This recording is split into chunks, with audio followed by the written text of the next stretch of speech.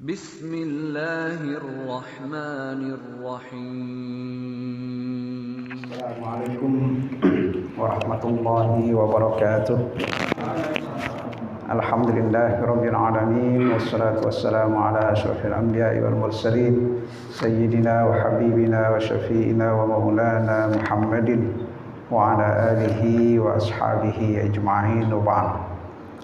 Hadratul mukarramun, para asatidzah, para hujjaj, bapak-bapak, saudara-saudara sekalian yang saya hormati, syukur alhamdulillah pada malam hari ini kita bisa hadir kembali untuk sama-sama kita melanjutkan ta'lim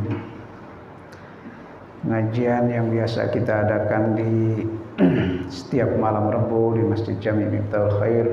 Mudah-mudahan kehadiran kita ke majlis ini mendapat ganjaran pahala dari Allah Subhanahu wa taala. Mari sama-sama kita awali, kita buka majlis kita dengan kita bermunajat kepada Allah Subhanahu wa taala. Mudah-mudahan apa yang menjadi hajat kita semuanya, apa yang menjadi keinginan dan harapan kita kepada Allah Subhanahu wa taala, semuanya dimudahkan dan dikabulkan oleh Allah Subhanahu wa taala. Amin ya rabbal alamin. Ya Rabbi bil Mustafa balligh maqasidana waghfir lana ma madha ya wasi'al karami. Ya Rabbi bil Mustafa balligh maqasidana waghfir lana ma madha ya wasi'al karami. Ya akramal khalqi ma liman aludhu bihi siwaka inda hululil hadithil amimi. Ya Rabbi bil Mustafa balligh maqasidana waghfir lana ma madha ya wasi'al karami. Wa lan yadhiqa Rasulullah jahuka bi idil karimu tajanna bismi muntaqimi. Mustafa balligh maqasidana waghfir lana ma madha ya wasi'al karami. Allahumma salli wa sallim wa barik alaihi. Selanjutnya mari sama-sama kita baca suratul Fatihah. Kita niatkan, kita hadiahkan pahalanya untuk masing-masing orang-orang tua kita yang telah berpulang ke rahmatullah, untuk guru-guru kita, para masyayikh kita, para pendahulu Masjid Jami' Miftahul Khair, bil khusus guru kita Bapak Kiai Ahmad Dimyati bin Kiai Ilyas bin Sirin, orang tua kita Bapak Haji Muhammad Siddiq, para pengurus Masjid Jami' Miftahul Khair yang lainnya yang telah berpulang ke rahmatullah, yang tidak dapat kita sebutkan satu persatu namanya, namun Allah Subhanahu wa taala Maha tahu akan mereka semua. Yang mudah-mudahan semuanya senantiasa mendapat curahan rahmat dan maghfirah dari Allah Subhanahu wa taala, diampuni segala dosa dan kesalahannya, diangkat derajatnya sisi Allah Subhanahu wa taala, menjadikan kubur mereka semuanya menjadi raudhah min riyadil jannah. Ala hadhihi niyyah wa kullu niyatin shalihah wa ila hadratin nabiyil mustafa rasulillah sallallahu alaihi wasallam. Al-Fatihah. A'udzu billahi minasyaitonir rajim. Bismillahirrahmanirrahim. Alhamdulillahirabbil alamin, arrahmanir rahim, maliki yaumiddin. Iyyaka na'budu wa iyyaka nasta'in. Ihdinas siratal mustaqim, siratal ladzina an'amta 'alaihim ghairil maghdubi 'alaihim waladdallin. Amin. Sebelum kita melanjutkan, sekedar untuk informasi, kita rencana akan mengadakan Maulid Nabi kita Muhammad SAW, peringatan Maulid di masjid sini, yaitu hari Jumat malam Sabtu, ya. Jumat malam Sabtu tanggal 5 November. Esok Rebo, Kamis, Jumat, temunya itu, temunya Jumat yang akan datang, malam Sabtu di masjid ini, ya. Kita enggak mengundang banyak keluar, atau enggak mengundang keluar banyak orang. Ya, tapi kita berharap ya warga kita, ya, jamaah kita bisa hadir di acara peringatan Maulid Nabi kita Muhammad sallallahu alaihi wasallam. Ya. Caranya kita mulai dari habis maghrib, ya, habis maghrib kita mulai zikir, nanti acara maulidnya ya, habis isya, ya. Tapi habis maghrib kita mulai dengan membaca zikir. Ya, itu saja sebagai informasi, ya, bahwa kita akan mengadakan peringatan Maulid Nabi kita Muhammad sallallahu alaihi wasallam pada hari Jumat malam Sabtu, ya, tanggal 5 November, ya. Jadi Jumat, temunya Jumat yang akan datang. Baiklah, kita lanjutkan masih dalam bab al-khauf, ya. Kemarin terakhir sampai ke akhir paragraf fal khauf al mahmud huwa alladhi yab'athu 'ala al 'amal wa yuz'ij al qalb 'anir rukun ila dunya.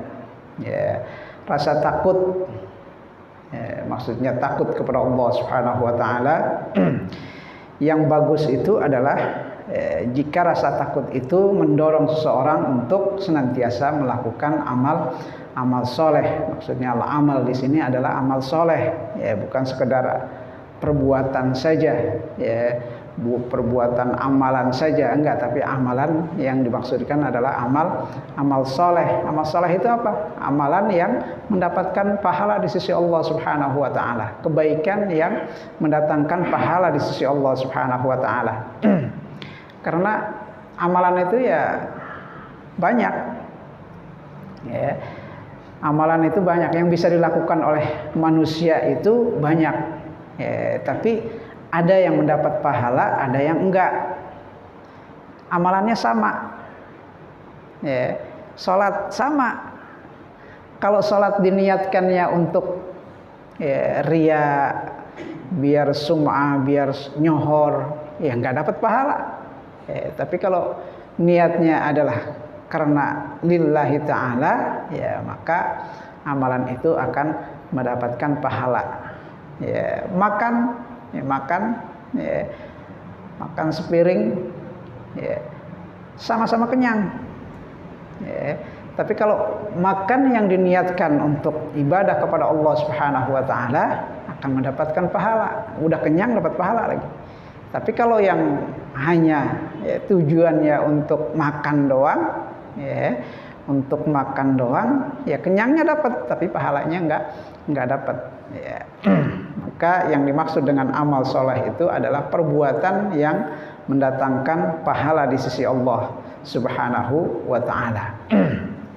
Kemudian rasa takut itu pun, ya, di samping mendorong seseorang untuk senantiasa melakukan amal soleh, yaitu yuz'ij al-qalb minar rukun atau anir rukun ila dunya, menekan, ya, yuz'ij ini maksudnya menekan. Jangan sampai hati ini condong, ya, untuk mementingkan kehidupan dunia, ya, mengejar kenikmatan dunia, ya. Jangan, yang dikejar itu adalah akhirat, ya. Akhiratnya dikejar melalui apa? Melalui amal soleh yang mendatangkan pahala di sisi Allah Subhanahu wa taala. Memang pahala itu enggak kelihatan di dunia, ya.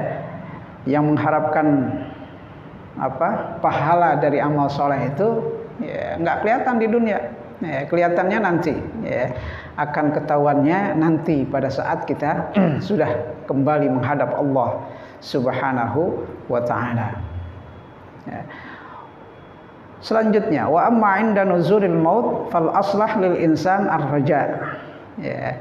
Ketika datang kematian, ketika datang ajal, artinya pada saat ihtidar, pada saat seseorang sedang menghadapi kematian, dalam keadaan sakaratul maut. Maka saat itu ya, yang lebih dibutuhkan pada seseorang itu adalah ar-raja, ya, karena kita kan membahas masalah ar-raja wal khauf, ya, antara pengharapan ya, mendapatkan rahmat dari Allah Subhanahu wa taala dengan khauf, takut kepada Allah Subhanahu wa taala. Nah, dalam dua hal ini ketika seseorang sedang menghadapi kematian pada saat sakaratul maut, maka yang lebih penting dibutuhkan oleh orang saat itu adalah ar-raja, pengharapan untuk mendapatkan rahmat Allah Subhanahu wa taala. Li'annal khauf kas-saut al-ba'id 'alal amal. Karena seperti yang tadi kita katakan di awal, bahwa rasa takut itu adalah bagaikan pecut yang mendorong seseorang untuk melakukan amal soleh. Walaysa thammatu amalin fala yastafidul khaif hina idzin illa taqti niyat qalbi. Ya. Nah, pada saat orang sedang menghadapi kematian, ya, saat itu khaufnya udah enggak ada manfaatnya lagi. Kenapa? Karena udah kan tujuan khauf itu adalah mendorong seseorang untuk melakukan amal soleh, ya, mendorong melakukan amal soleh, atau kebalikannya, ya, mencegah seseorang atau menghindarkan seseorang dari perbuatan maksiat kepada Allah Subhanahu wa taala, ya, takut mendapat azab dari Allah Subhanahu wa taala. Nah, pada saat genting orang menghadapi kematian itu, khaufnya itu sudah tidak banyak dibutuhkan, karena dia sudah nggak bisa lagi melakukan perbuatan-perbuatan yang banyak. Yang ada di situ adalah harapan, artinya menimbulkan motivasi dia untuk mendapatkan atau mengharapkan rahmat dari Allah Subhanahu, supaya bisa husnul khatimah, ya, kematian dalam keadaan husnul khatimah, ya. Yang kedua, yang berharap supaya dosa-dosanya diampuni oleh Allah Subhanahu wa taala. Yang ketiga, apalagi berharap supaya amalan-amalannya, ibadah-ibadahnya yang sebelumnya, ketaatannya yang sebelumnya dilakukan itu diterima oleh Allah Subhanahu wa taala. Banyak sekali harapan-harapan di situ. Ya, khaufnya udah kurang bermanfaat lagi di situ, karena dia udah nggak bisa melakukan apa-apa, ya, sudah tidak bisa lagi melakukan apa-apa. Ya. Warraja fi hadhil hal yuqawwil qalb. Ya, maka pengharapan seperti tadi itu berharap supaya dimatikan dalam keadaan husnul khatimah, berharap supaya dosa-dosanya diampuni oleh Allah Subhanahu wa taala, berharap supaya amalan kebaikannya itu diterima oleh Allah Subhanahu wa taala dan diberikan ganjaran dari Allah Subhanahu wa taala. Nah, hal ini dapat memotivasi hati seseorang untuk menghadap Allah Subhanahu wa taala. Wa yuhabbib ilaihi rabbuh, dan dengan demikian karena banyaknya pengharapannya, ya, kepada Allah Subhanahu wa taala, membuat orang itu lebih dekat lagi kepada Allah Subhanahu wa taala. Ya, jangankan orang yang beriman, ya, orang yang beramal soleh, ya, orang yang beribadah, orang yang taat, orang yang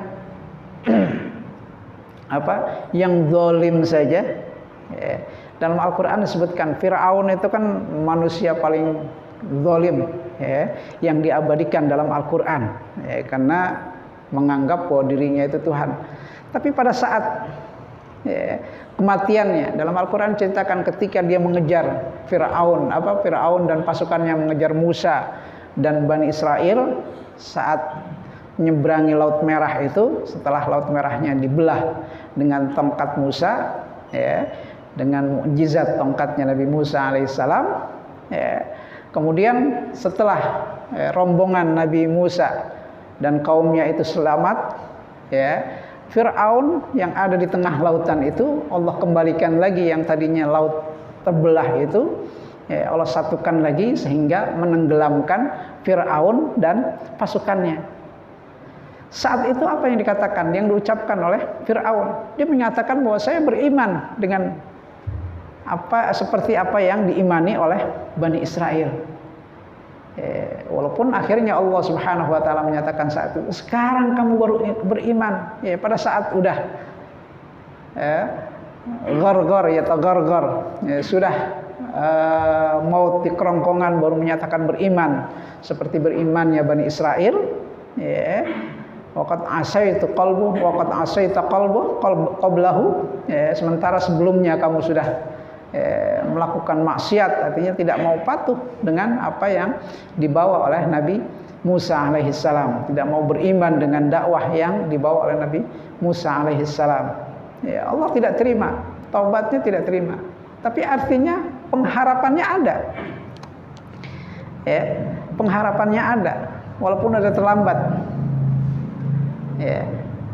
Sudah terlambat saat itu. Selama ruh belum sampai ke tenggorokan, belum ngorok istilahnya, belum belum akan dicabut, udah limit terakhir lah istilahnya di situ. Masih bisa kita taubat kepada Allah Subhanahu wa taala. Tapi kalau sudah ruh di tenggorokan itu udah enggak ada lagi kesempatan. Nggak ada lagi kesempatan. Kenapa? Karena ada sebagian ulama mengatakan bahwa ketika ruh sudah sampai di tenggorokan, dalam bahasa Arabnya gargar itu sudah ngorok. Pada saat itu kedudukannya nanti di akhirat itu diperlihatkan oleh Allah Subhanahu wa taala. Apakah dia nanti akan masuk ke dalam golongan orang-orang yang selamat, yang dimasukkan ke dalam surganya Allah Subhanahu wa taala, yang disebutkan dengan maq'adahu, atau sebaliknya, diperlihatkan bahwa nanti ini kamu itu nanti akan ditempatkan di tempat yang seperti ini. Nah, pada saat itu baru manusia itu meyakini tentang hal yang gaib, yang selama ini gaib, yang selama ini kita nggak tahu masalah pahala, ya kan? Kita melakukan amal baik disebutkan pahalanya sekian-sekian, itu belum ketahuan. Nanti mulai pada saat itu tuh, ketika ruh sudah sampai di kerongkongan, saat itu Allah perlihatkan kepada seseorang yang akan meninggal itu kedudukannya nanti di akhirat, di akhirat. Kalau dia orang yang baik, dia beramal soleh, dia ahli ibadah kepada Allah Subhanahu wa taala, akan ditempatkan di dalam surganya Allah Subhanahu wa taala. Artinya di posisinya atau kedudukannya itu adalah kedudukan yang enak. Tapi sebaliknya, jika dia itu termasuk orang ahli maksiat, maka dia akan melihat bahwa posisinya atau kedudukannya di akhirat itu adalah kedudukan yang tidak menyenangkan, seperti itu. Makanya pada saat itu udah nggak bisa lagi orang mau tobat, udah nggak diterima lagi orang mau tobat, karena waktunya sudah habis. Pada saat itu manusia sudah meyakini tentang hari akhirat, karena awal kematian itu adalah awal manazil, posisi pertama seorang memasuki ke dalam kehidupan akhirat.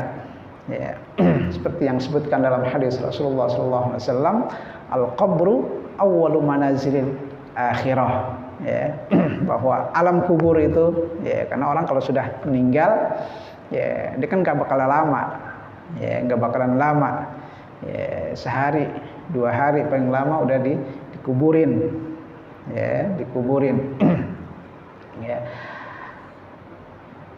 Terus kalau orang yang nggak dikuburin gimana? Jangan pakai dipikirin, itu urusan Allah, kita nggak tahu. Tapi yang jelas semuanya orang yang meninggal itu pasti akan memasuki kepada alam yang lain, yaitu alam barzah. Alam barzah itu imma dia secara jasadnya, kasat matanya kita kuburin atau nggak dikuburin. Nah, kalau Fir'aun kan sampai sekarang di mumi, jasadnya masih ada, bahkan dipamerin lagi. Ya, di Mesir itu ada museum ya, bukan Firaunnya saja, keluarganya itu memang ya, mereka memang dikenal sebagai bangsa yang mampu untuk membalsem tubuh manusia, sehingga sampai sekarang itu jasadnya Firaun masih utuh ya, walaupun mungkin nggak seutuh, nggak bernyawa seperti kita, nggak ya, artinya orang bisa melihat ya, jasadnya yang dimumi itu, yang dibalsem itu.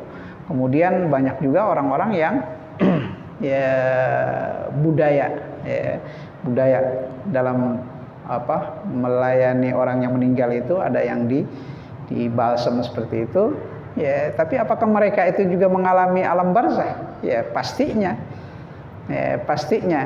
ya, walaupun secara kasat mata kita melihat ya, orang itu atau tulang belulangnya masih ada ya, tapi yang jelas dia berada dalam alam barzah ya. Kita nggak bisa membuktikannya dengan kehidupan alam nyata seperti sekarang ini ya, karena memang alam kehidupannya beda ya, alam kehidupannya beda. Yang jelas semuanya itu mengalami kehidupan alam barzah, artinya orang yang sudah meninggal dunia. Walaupun mereka secara kasat mata bagi orang-orang yang hidup di dunia ini seperti kita yang masih hidup itu melihat mereka itu ya, jasadnya itu masih utuh ya, nggak dipendam di dalam tanah dan lain sebagainya ya. Tapi yang jelas mereka itu semuanya sudah hidup di alam barzah. Wallahu alam, kita nggak tahu karena itu termasuk ghaibiyat. Kita hanya meyakini keberadaannya ya, tanpa wajib kita mengetahui kaifiatnya, kondisi sebenarnya gimana ya, kita nggak perlu. Yang perlu bagi kita itu meyakininya, sama dengan keberadaan surga dan neraka ya. Kita wajib meyakini adanya surga, kita wajib meyakini adanya neraka. Tapi tentang bagaimana surga ya, bagaimana neraka, sepanas apa api neraka, kita nggak tahu ya. Jangan pakai dibayangkan, nggak wajib kita untuk mengimaninya. Yang kita imani itu adalah keberadaannya ya. Kita wajib percaya adanya surga, kita wajib percaya adanya neraka ya. Kita wajib percaya adanya sirat, kita wajib percaya adanya ba'ats dan lain sebagainya yang ghaibiyat ya. Karena memang semua itu ada disebutkan dalam Al-Quran, ada dan disebutkan, dijelaskan dalam hadis-hadis Rasulullah Sallallahu Alaihi Wasallam.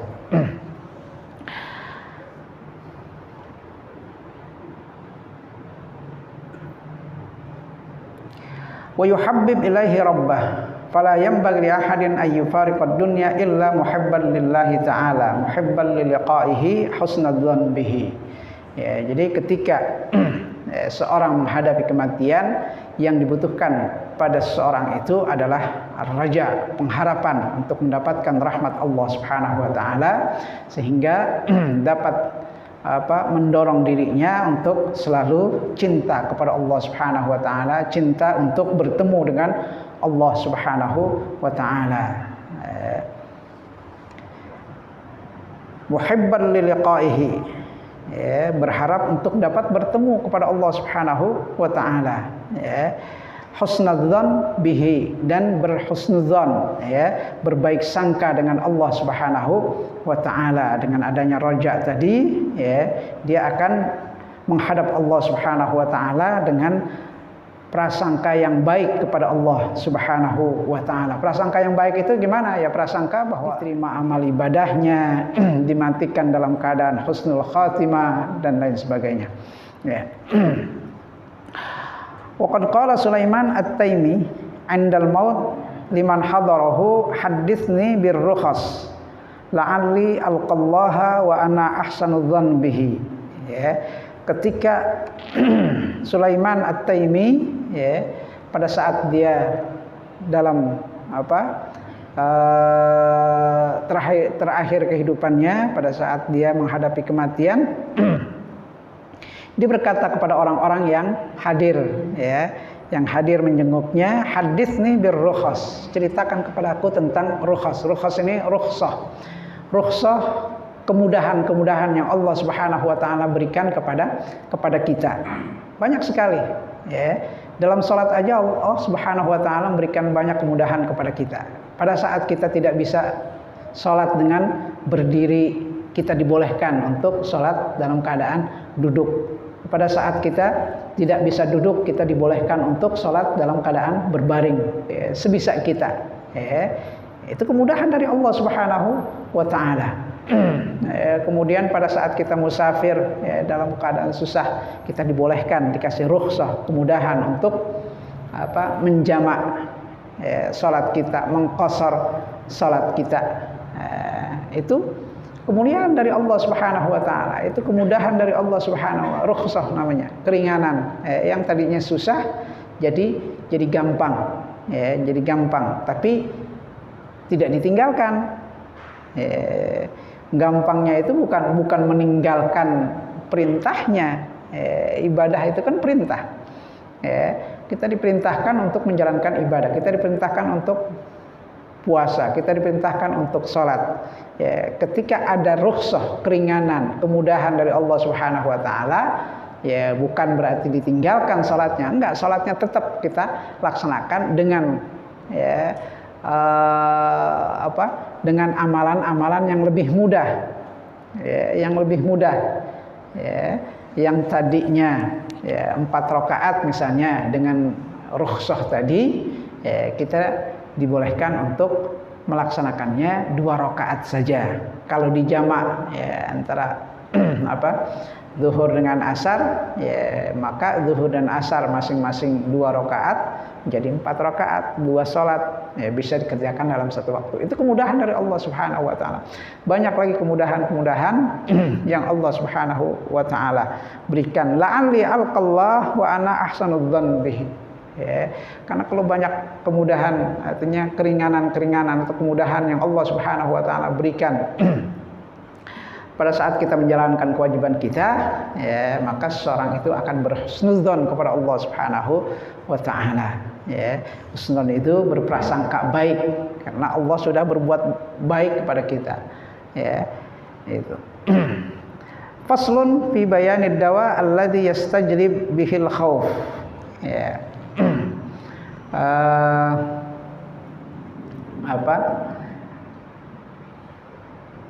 Obat, ya, yang dapat mendatangkan, ya, rasa takut, ya, atau hal-hal yang dapat menimbulkan rasa takut itu apa saja, ya.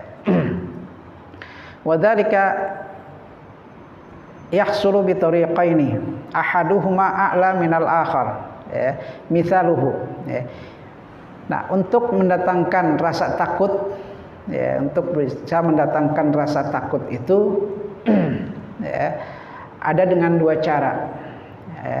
Yang satu tentunya lebih tinggi dari yang lain, artinya derajatnya, ya, derajatnya itu lebih tinggi dari yang lain. Di sini diberikan contoh dulu, misaluhu annas-sabi idza kana fi baitin fadakhala alaihi sab'un aw hayyatun rubbama lam yakhaf minhu wa rubbama madda yadahu ila al-hayyah liya'khudhaha yal'abu biha walakin idza kana ma'ahu abuhu faharaba minha wa khafaha haraba as-sabi wa khafa muwafiqatan li abihi fa khawful ab an ma'rifatin wa khawful walad min ghairi ma'rifatin bal huwa taqlidun li abihi. Fa idza arafta hadza fa'lam anna al-khawf min Allah taala ala maqamaini. Tadi disebutkan bahwa takut itu atau rasa takut itu ada 2 tingkatan. Ada 2 tingkatan. Yang satu lebih tinggi derajatnya ketimbang yang lainnya. Di sini contohnya itu adalah anak kecil, ketika berada di rumah, kemudian masuk hayyah itu ular, ya, hayyah itu ular. Anak kecil ketika berada di rumah, nggak ada orang, kemudian masuk ular. Anak kecil kan nggak tahu ular itu berbahaya ataupun enggak. Ya. Rubbama lam yakhuf minhu, ya karena dia nggak kenal, dia nggak tahu tentang ular itu, ya pastinya dia nggak takut kan. Ya, dia akan berani dengan ular itu, walaupun ular itu berbahaya. Ya, buat orang yang tahu, ya, apalagi orang dewasa udah tahu. Ya. Kalau anak kecil nggak tahu, ya, dianggap ular itu adalah mainan. Wa rubbama madda yadahu lil hayyal ya'khudhaha yal'abu biha. Bahkan mungkin ya anak itu akan mengulurkan tangannya, ya, atau mengambil ular itu untuk dia bisa bermain dengannya. Ya, itu. Ini anak kecil yang nggak tahu apa-apa atau yang belum tahu apa-apa. Walakin idza kana mahu abuhu faharaba minha wa khafa. Tapi kalau anak kecil itu ada bapaknya, artinya sedang berada sama bapaknya, masuk ular, pasti bapaknya takut. Atau paling enggak bapaknya itu akan waspada terhadap ular itu. Ya, tidak seperti anak kecil yang melihat ular sendirian, dia nggak tahu, dia nggak kenal. Ya, bisa saja anak itu akan mendatangi ular tersebut untuk diambilnya, untuk bisa diajak bermain. Ya. Tapi kalau bersama anak kecil itu ada bapaknya, ya pastinya bapaknya itu akan takut, apalagi kalau ularnya berbisa, berbahaya, dia akan takut, akan lari. Ya. Wa khafaha harabas sabi wa khafa muwafaqatan nabi. Nah, kalau bapaknya takut lari, anak kecil melihat bapaknya pasti akan ngikutin bapaknya. Bapaknya takut, ya dia takut juga. Ya. Sama-sama takut akhirnya kan. Nah, kalau bapaknya takut, ya, karena bapaknya tahu bahwa ular itu berbahaya. Apalagi kalau yang dilihat ularnya ular kobra, yang berbisa. Bapaknya pasti lari. Pasti lari. Anaknya ngelihat bapaknya lari, ngikut lari. Sama-sama lari. Fa khauful ab an ma'rifatin. Bedanya, larinya bapak takut dari ular karena dia tahu bahwa ular itu berbahaya. Wa khauful walad min ghairi ma'rifatin bal huwa taqlidun li abihi.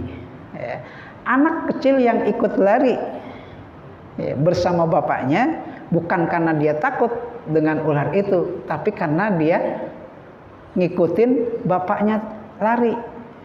Jadi larinya itu bukan karena dia takut sama ularnya dan ularnya berbahaya, karena dia nggak ngerti.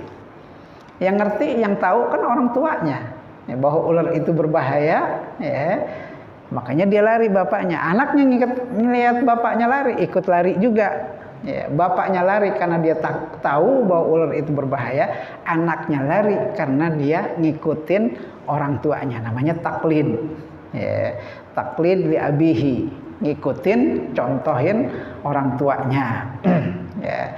Nah, dari sini bisa ketahuan bahwa rasa takut itu ada yang karena memang orang itu tahu, sehingga dia takut. Ada orang yang takut karena dia mencontoh orang lain takut. Itu. Fa idza arafta hadza fa'lam anna al-khauf min Allah Ta'ala ala maqamaini. Dengan contoh di atas bapak dan anak kecil itu, maka kita tahu bahwa khauf, rasa takut kepada Allah Subhanahu wa taala itu ada dua kedudukan. Yang pertama al-khauf min adzabihi.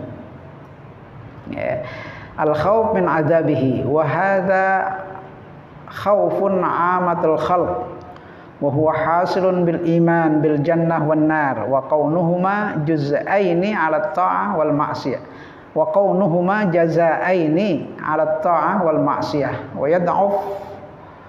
yad'afu hadzal khauf bisababi dhu'fil iman aw quwwatil ghaflah. Nah, dua posisi rasa takut itu, yang pertama adalah takut dari azab Allah Subhanahu wa taala. Yang pertama takut dari azab Allah Subhanahu wa taala.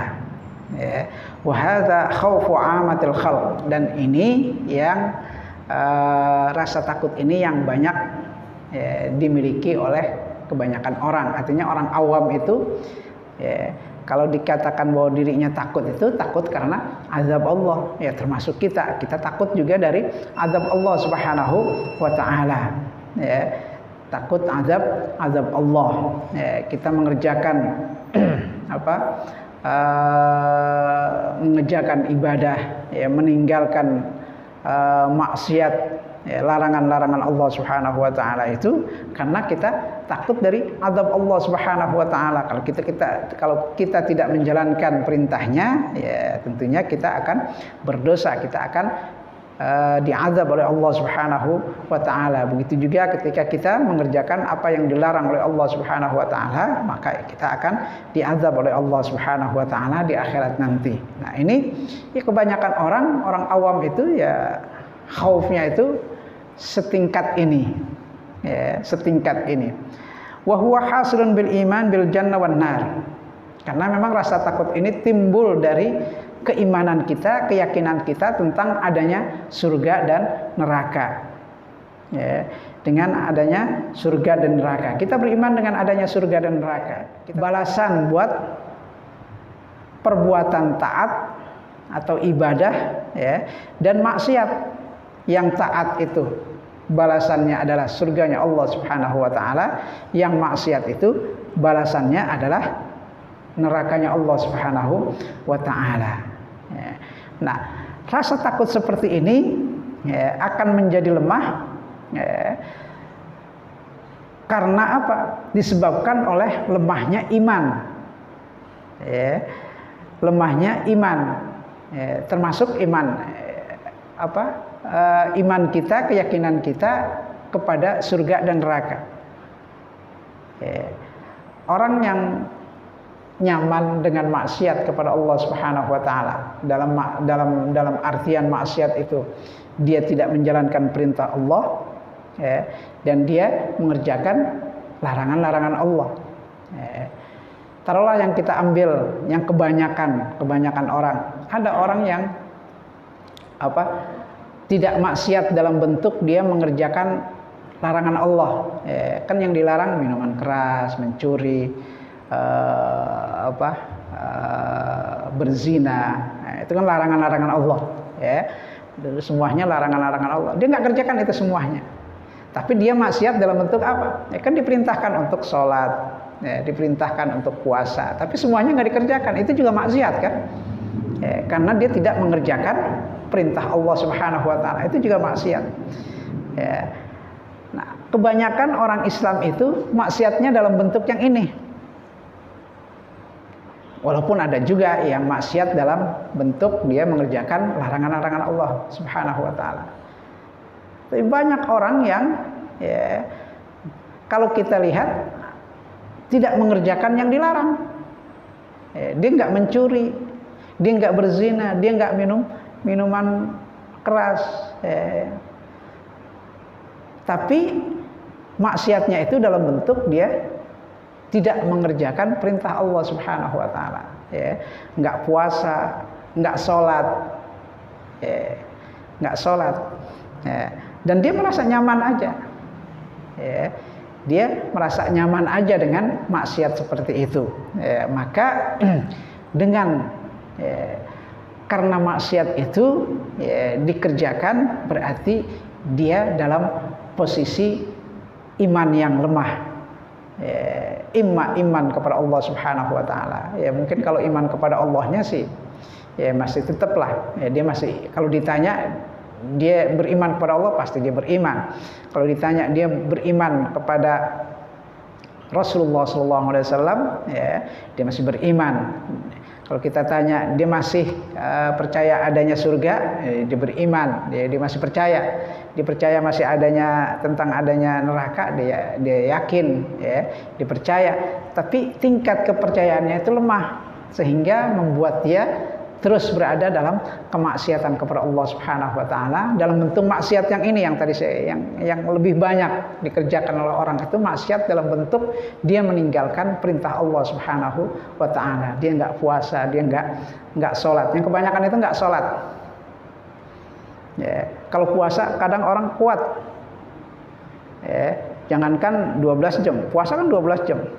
Ya, 24 jam dia nggak makan dia kuat. Ya, puasa. Tapi kalau sholat, ya memang benar Al-Quran mengatakan wa innaha lakabiratun illa alal khashiin. Ya, itu. Padahal ya, dalam sholat ini ada hadis menyebutkan bahwa yang memisahkan atau membedakan seorang itu dikatakan kafir enggak kafir itu ya sholat. Ya, itu. Makanya kalau orang-orang atau ulama yang beraliran keras, ya, itu mengatakan yang nggak sholat ya kafir, karena memang hadisnya disebutkan demikian. Dan ya banyak lagi hadis lain yang menunjukkan ya sholat itu tiang agama. Yang pertama kali dihisab nanti yang menjadi tolak ukur amalan seseorang di akhirat itu ya dari sholatnya dilihat. Jika sholatnya itu benar, ya, jika sholatnya itu tidak bolong, ya, dikerjakan, ya, ya, maka yang lainnya pun in saluhat sairu amalihi. Ya, kalau sholatnya dilihat itu benar gitu, artinya ya, zuhurnya, asarnya dikerjakan, ya, ya, yang lainnya itu akan ikut baik. Ya. Dan ini ada hubungannya juga dengan ayat innas salata tanha 'anil fahsya'i wal munkar. Seseorang yang mengerjakan salat dengan benar, ya, seorang yang mengerjakan salat dengan benar pasti salatnya itu dapat mencegah orang tersebut dari perbuatan yang keji dan munkar. Ya. Walaupun banyak orang yang bertanya, kok ada orang yang sholat ya, tapi masih tetap maksiat. Yang salah itu bukan sholatnya, yang perlu dipertanyakan benar sholatnya. Artinya kalau orang masih udah sholat, ya sholatnya udah rajin, tapi maksiatnya masih terus, perlu dipertanyakan juga sholatnya benar atau enggak.